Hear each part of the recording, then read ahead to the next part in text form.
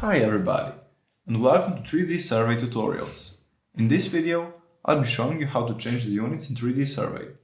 This time, we'll be changing units from metric to imperial.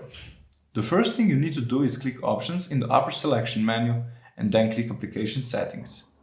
Here, you'll see units and just change them from metric to imperial. In the lower drop-down menu, you can choose International Foot, US Survey Foot, or any other unit by adding its conversion to meters. In this case, we'll be choosing International Foot and confirming it by clicking OK. To save the changes we have made, we are required to restart the program, so if you have already started the project, make sure to save it. Now that we have restarted the program, we can see that units are changed. But we must make sure that the coordinate system we are using is also made in the same units. So in this case, choose the one with feet or US feet in the brackets next to its name.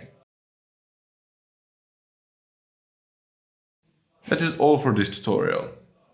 Thank you and see you next time.